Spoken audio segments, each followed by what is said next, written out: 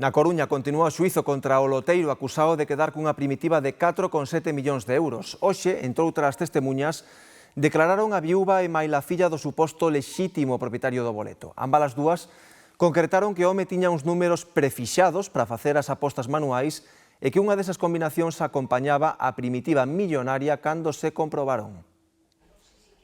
Agochada tras un biombo para non ver os acusados, a viúva do suposto lexítimo propietario da primitiva millonaria detallou que sempre pasaban o Nadal fora da Coruña e que tamén facían viaxes a varios puntos de España co Inserso, un punto clave na investigación policial para poder identificar este home.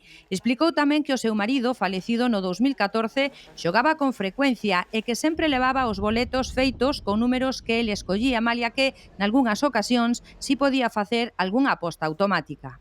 En esos viajes, a ver si su marido pues seguía jugando o si acudía a alguna administración de lotería. Sí, yo la acompañaba.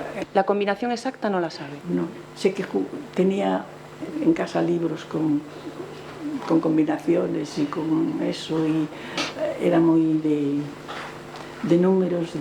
Tamén detrás do biombo, a filla concretou que o seu pai xogaba números fixos vencellados a datas de nacementos. Mi padre era muy habitual que utilizase lo de las fechas de nacimiento y enseguida me percaté de que efectivamente esa combinación tiene que ver con la fecha de nacimiento de él.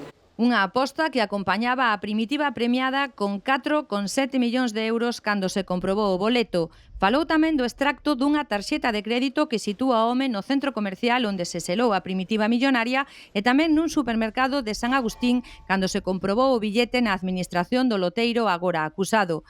Declarou tamén o que no 2012 era xefe de sección de verificación e difusión de resultados da SELAE.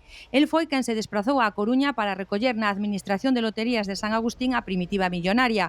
Contou que ese día si notou preocupado a Manuel Reija, o outro investigado.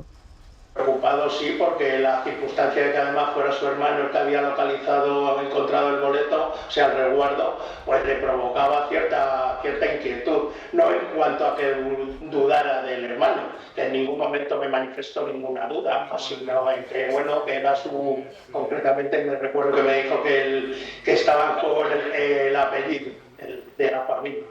O xuízo segue mañá coa declaración de máis testemuñas.